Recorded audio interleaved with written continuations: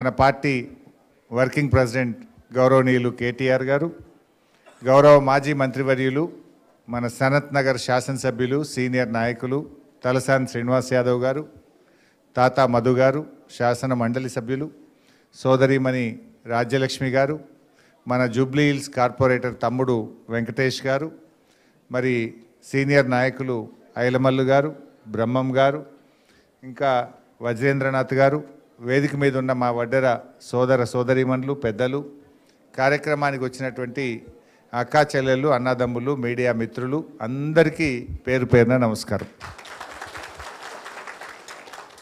నిజానికి వెంకటేష్ కానీ, రాజ్యలక్ష్మి కానీ, ఐలమల్లు కానీ, బ్రహ్మం గారు కానీ మీ అందరి మనసుల్లో ఏముందో వాళ్ళు చెప్పారు. మా అందరిలాగా మా జాతి పైకి రావాలి, మాకు మేలు జరగాలనేదే మీరందరూ కూడా చెప్పారు. నిజానికి కేసీఆర్ గారు ప్రభుత్వం కొంత సాయం చేసింది. నా దగ్గర సిద్దిపేటలో కూడా అప్పుడు ట్రాక్టర్లు ఇచ్చాం, జేసీబీలు ఫెడరేషన్ ద్వారా ఇచ్చాం. వాళ్ళందరూ ఇంత మొరం కొట్టుకొని పునాదులు నింపి మంచిగా 4 రూపాయలు సంపాదించి ఇల్లు కట్టుకున్నారు 300-400 మంది. మొన్న వచ్చింది నా దగ్గరికి, సార్ నువ్వు ఉన్నప్పుడు మాదికి ఎవరు చూడలే, కాంగ్రెస్ గవర్నమెంట్ వచ్చినాక రోజు పోలీసు వాడు వచ్చి ట్రాక్టర్ సీజ్ చేస్తుండు, 20,000 ఫైను, 30,000 ఫైన్ రాస్తుండు, మిషన్ సీజ్ చేస్తుండు, నువ్వు మొరం కొడుతున్నావు దీనికి పర్మిషన్ ఉందా అంటుండు, మైనింగ్ కూడా వస్తుండు, ఇదేం పంచాయతీ సార్ అన్నాడు. అంటే కాంగ్రెస్ వచ్చినాక చేసిందేం లేదు కానీ బతకటోళ్ళని కూడా బతకనియకుండా చేసింది. అంతెందుకు హైదరాబాద్లో మీరు చూస్తలేరా, అప్పుడు ఎట్లుండే కన్స్ట్రక్షను, బిల్డింగ్ యాక్టివిటీ. హైదరాబాద్లో కేసీఆర్ గారు ఉన్నప్పుడు, మన కేటీఆర్ మున్సిపల్ మంత్రి ఉన్నప్పుడు హైదరాబాదులో 3 పువ్వులు 6 కాయల్లాగా ఎటు చూసినా బిల్డింగులు కడుతుండే, ఎటు చూసినా కన్స్ట్రక్షన్ యాక్టివిటీ ఉండే. ఇప్పుడు ఏమైంది 2 ఏళ్ళల్లో 7 కాడ ఆగిపోయినాయి మొత్తం. రేవంత్ రెడ్డి వచ్చినాక అంత ఆగం. ఇవాళ కాంగ్రెస్ వాళ్ళ కథ ఎట్లుందంటే ఇంట్లో ఈగల మోత, బయటకు పోతే పల్లకీల మోత. ఈ పంపకాల్లో తేడా వచ్చి మంత్రులు, ముఖ్యమంత్రులు రోజు దనుకుంటుర్రు. టీవీ పెడితే కొండ సురేఖ బిడ్డ ఎట్లా తిట్టింది చూసిరా, మొన్న జూపల్లి కృష్ణారావు ఎట్లా మాట్లాడింది చూసిరా. అరే వాళ్ళ పంచుకోవడంలో పంచాయతీలే దిగుతలేవు. మొన్న ముఖ్యమంత్రి క్యాబినెట్ మీటింగ్లో మొత్తం వాళ్ళ బట్టలన్నీ ఇప్పి ఒకరు ఒక తిట్టుకోలేదని ఇవాళ కూడా ఒక పేపర్ పెద్దగా రాసింది. అంటే ఏం పేపరే, వాళ్ళు ఎట్ట దనుకున్నారు అంత రాసిండా, ఏ రకంగా దనుకున్నారు, ఎట్లా దనుకున్నారు, వాటాల పంచాయతీలు. వాళ్ళు ప్రజల గురించి చూస్తలేరు, వాళ్ళు దనుకోవడానికే సరిపోతలేదు. సో అందువల్ల ఇలా ప్రజలకు కూడా అర్థమైంది. అందుకే మళ్ళా కేసీఆర్ వస్తేనే ప్రజలకు మేలవుతుంది. ఇప్పుడు సీనన్న చెప్పిండు, కేసీఆర్ ఉండగా హైదరాబాద్లో 1,00,000 డబుల్ బెడ్రూమ్ ఇండ్లు కట్టించిండు. ఇవాళ రేవంత్ రెడ్డి వచ్చినాక 1,00,000 ఇండ్లు కూలగొట్టిండు. అంతకు మించి కట్టింది అయితే ఒక్కటి లేదు, ఉన్నదా? ఒక్కటన్నా ఉన్నదా? దయచేసి ఆలోచన చేయండి. అంటే ఈ హైడ్రా బగాయించాలి. హైడ్రా బంద్ కావాలంటే కాంగ్రెస్ను ఓడగొట్టాలి. పేదల ఇండ్లు కూలద్దంటే కాంగ్రెస్ను ఓడగొట్టాలి. రేవంత్ రెడ్డి ఏమంటాడు, నేను 1,00,000 ఇండ్లు హైదరాబాద్లో బస్తీలు ఖాళీ చేయించిన, రాత్రి ఆదివారం పూట చూసి కూలగొట్టినా, అయినా నాకే ఓట్లేసి ఇంకిన్ని కూలగొడతా అన్నాడా రేపు? అంటాడా? అరే నువ్వు తప్పు చేసినవురా, గరీబోళ్ళ ఇండ్లు కూలగొడుతున్నావు, పెద్దోళ్ళ కూలగొడతలేవు, మా గరీబోళ్ళు ఎంబడబడ్డావు అని బుద్ధి చెప్పాలంటే కాంగ్రెస్ను ఓడగొడితేనే రేవంత్ రెడ్డికి సోయొస్తుంది. ఈ విషయాన్ని మీరు ఆలోచన చేయండి. ఇలా మా అక్కజనులు చాలామంది వచ్చిండ్రు. ఏమన్నాడు ఎలక్షన్ ముంగట, ఒక కార్డు వంచిర్రు, మేము గెలిస్తే మహాలక్ష్మి నెలకు 2,500 ఇస్తా అన్నాడు. పడ్డదా ఎవరికైనా చెల్లెకు? వచ్చినాయా 2,500? ముసలోళ్ళు ఉన్నారు ఇలా. పింఛన్ 4,000 ఇస్తా అన్నాడు, వచ్చిందా ఎవరికైనా? అదే మన కేసీఆర్ గారు ఉండగా 200 పెన్షన్ 2,000 చేస్తా అంటే బరాబర్ చేసిండా లేదా?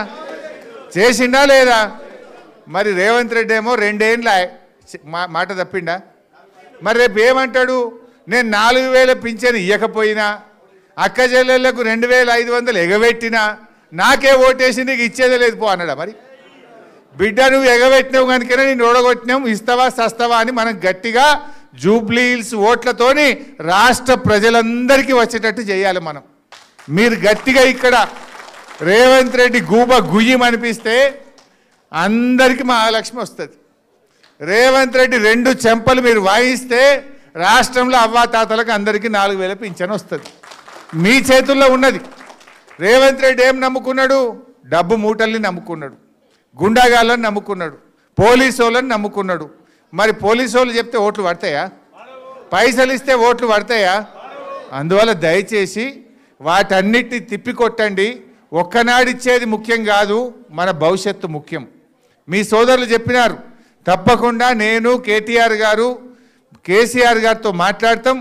ఒడ్డెరలకు రేపు స్థానిక సంస్థల్లో కానీ, రేపు మున్సిపల్ ఎన్నికల్లో కానీ, రాజకీయంగా కానీ, సామాజికంగా కానీ, ఆర్థికంగా పైకి రావడానికి మేము సంపూర్ణమైన బాధ్యత తీసుకొని అన్ని రకాలుగా సహకరిస్తాం. ఆ రోజు మీరు అడగకపోయినా కేసీఆర్ గారు 1 ఎకరా భూమి మనకి ఇక్కడ హైదరాబాద్లో ఇచ్చిండు. ఒక మన కులానికే కాదు, ఉప్పల్ బగాయత్లో ఆనాడు ఎకరం భూమి ఇచ్చిండు. దాని విలువ 10 కోట్లు ఉంటుంది, 25 కోట్లు ఉంటుంది దాని విలువ. అన్ని కులాలకు చిన్న పెద్ద మీరెవరు అడగకుండా ఆత్మగౌరవ భవనాలు కట్టాలి హైదరాబాద్లో. ప్రతి కులానికి కూడా హైదరాబాద్లో ఆత్మగౌరవ భవనం ఉండాలి, ఒక అడ్రస్ ఉండాలి, మాకు ఒకటి ఉన్నది అనేటువంటి గౌరవం ఉండాలని ఏ ముఖ్యమంత్రి ఇయ్యలే, ఏ పార్టీ ఇయ్యలే. కేసీఆర్ గారు బీఆర్ఎస్ పార్టీ అన్ని కులాలకు హైదరాబాద్లో మంచి స్థలాలు కేటాయించింది, డబ్బులు కూడా ఇచ్చింది. మరి రేవంత్ రెడ్డి వచ్చి 2 ఏళ్ళ ఒక్క ఇటుక పెట్టిండు ఆయన, ఒక్క భవనం కట్టిండా? నేను మొన్న ఆయనకు పేరు పెట్టినా, కటింగ్ మాస్టర్. సీఎం అంటే ఈయన చీఫ్ మినిస్టర్ కాదు, కటింగ్ మాస్టర్ అని పేరు పెట్టినా. ఎందుకు ఈ మాట మీకు గుర్తు చేస్తున్నా అంటే, ఈయన ఎక్కడ ఓ కొత్త బిల్డింగ్ కట్టింది లేదు, ఓ కొత్త స్కీమ్ పెట్టింది లేదు. ఉన్న కేసీఆర్ టైంలో కట్టిన బిల్డింగ్లకు పోయి రిబ్బన్ కత్తిరించుడు, కేసీఆర్ గారు పెట్టిన మంచి పథకాలకు కత్తెర పెట్టుడు. ఇప్పుడు మీ కోడలో మీ బిడ్డనో కొండాపూర్ దవాఖానలో కాన్పుకు పోతే కేసీఆర్ కిట్ ఇచ్చి అన్నం పెట్టి ఆటో కిరాయి లేకుండా తల్లిని బిడ్డను ఇంటికాడ దించిందా లేదా ఆ రోజు? ఇప్పుడు రేవంత్ రెడ్డి వచ్చి 2 ఏళ్ళ కేసీఆర్ కిట్ ఉన్నదా? వస్తుందా? 13,000 రూపాయలు వస్తున్నాయా? బంద్ అయిపోయింది. బతుకమ్మకు చీరలు వచ్చినాయి కేసీఆర్ ఉండగా, ఇప్పుడు వస్తున్నాయా? బంద్ అయిపోయినాయి. ఏది చూడు అన్ని బందే. పిల్లలు చదువుకుంటే ఫీజు రియంబర్స్మెంట్ రావాలి, అది బంద్ అయిపోయింది. ఏ పథకం కూడా లేకుండా ఉన్న పథకాలకేమో కత్తెర పెట్టిండు, కేసీఆర్ కట్టిన బిల్డింగ్లకేమో రిబ్బన్లు కత్తిరిస్తుండు. ఆత్మగౌరవ భవనాలంటే గుర్తొచ్చింది. మా తలసాని సీనన్న ఇంట్రెస్ట్ తీసుకొని యాదవులది కుర్మలది బ్రహ్మాండమైనటువంటి భవనం ఆత్మగౌరవ భవనం కట్టించినాం మనం. కాకపోతే మనం ఇనాగ్రేషన్ చేయలే, సరే చేసుకుందాంలే మన గవర్నమెంటే వస్తుంది అనుకున్నాం. రేవంత్ రెడ్డి పోయిండు, గెలిచినాక ఆయన మీటింగ్ పెట్టి ఆయన్నే జాగిచ్చినట్టు, ఆయన్నే కట్టినట్టు, మొత్తం చెమట పడ్డట్టు, ఇక రిబ్బన్ కత్తిరించుకుంటే పోజులు కొడుతుండు. ఒక్క భవనానికన్నా 1 రూపాయి ఇచ్చినావా రేవంత్ రెడ్డిను? ఏ బీసీలకు ఇలా మొసలి కన్నీరు గారుస్తున్నావు 42% అని మోసం చేసినావు బీసీలను. 1 రూపాయి అన్న బీసీల ఆత్మగౌరవ భవనానికి రేవంత్ రెడ్డి గారు ఇచ్చారా అని నేను అడుగుతా ఉన్నా. 1 పైసా ఒక్కనాడు రివ్యూ చేసినావా? 1 గజం జాగిచ్చినవా? కేసీఆర్ గారు మంజూరు చేసి జీవోలు ఇచ్చి పనులు జరిగిన వాటికి కూడా రూపాయి బిల్లు ఇవ్వకుండా ఎక్కడికక్కడ పనులు ఆపేసినావు. నిజంగా బీసీల మీద ప్రేమ ఉంటే, చిత్తశుద్ధి ఉంటే బీసీ ఆత్మగౌరవ భవనాలకు కేసీఆర్ గారు నిధులు ఇచ్చిండు, మంజూరు చేసిండు, ఆ పనులు పూర్తి చేయాలని చెప్పి నేను ఈరోజు డిమాండ్ చేస్తా ఉన్నా. ఇంకా చాలా విషయాలు ఉన్నాయి కానీ నేను ఎక్కువ విషయాలకు పోకుండా తప్పకుండా మీ ఒడ్డెరలకు కేటీఆర్ గారు, నేను, తలసాని సీనన్న మేమందరం బాధ్యత తీసుకొని రేపు రాజకీయంగా ఆర్థికంగా మీరు పైకొచ్చే విధంగా అన్ని రకాలుగా సహకరిస్తాం. మీరు కూడా చాలా మంచి జాతి, మొండి జాతి, మాట తప్పని జాతి, బండ జాతి, మొండి జాతి, మాట తప్పని జాతి. మీరు మీ ఓట్లు ఎట్లా వేస్తారు నాకు నమ్మకం ఉన్నది. కానీ 15 రోజులు మీ గల్లీలో మన మాగంటి సునీతమ్మ భర్తను కోల్పోయింది. 2 ఆడపిల్లలు, పెళ్లి కాని ఆడపిల్లలు ఉన్నారు, పెళ్లి కాని పిల్లలు ఉన్నారు, చిన్న పిల్లలు ఉన్నారు. ఆ అమ్మాయిని మేము రోడ్డు మీద వదిలేయచ్చినా? అనుకోకుండా గోపి గారు చనిపోయినారు. గోపి గారి కుటుంబాన్ని, జూబ్లీ హిల్స్ను కాపాడుకునే బాధ్యత మాకు ఉండదా? ఎవరైనా సడన్గా చచ్చిపోతే ఆ కుటుంబాన్ని ఇడిచిపెడతామా మనం? వాళ్ళు ఏం మాట్లాడుతున్నారు కాంగ్రెస్ వాళ్ళు? భర్త చనిపోతే భార్యకు దుఃఖం వస్తుంది, ఏడుస్తాం ఎవరమైనా. కుటుంబ సభ్యులు కలిసినా, ఎవరైనా బంధువులు కలిసినా, ఆత్మీయులు కలిసినా ఆ బాధ అనేది కళ్ళల్లో నుంచి మనిషి బాధపడతారు. ఆ అమ్మాయి ఏడుస్తే కూడా ఆ కాంగ్రెస్ మంత్రులు ఏమయ్యా ఏడుస్తున్నావు, యాక్షన్ చేస్తున్నావు అని మాట్లాడొచ్చునా? మా తాత మాది మంచిగా చెప్పిండు, మీ ఇంట్లో ఎవరైనా చచ్చిపోతే ఏడవరావే, భర్త చచ్చిపోతే కూడా ఆడామని పట్టుకొని గట్లా మాట్లాడతారా అని కాంగ్రెస్ మంత్రులకు చెంపలు వాయించిండు మా తాత మధు.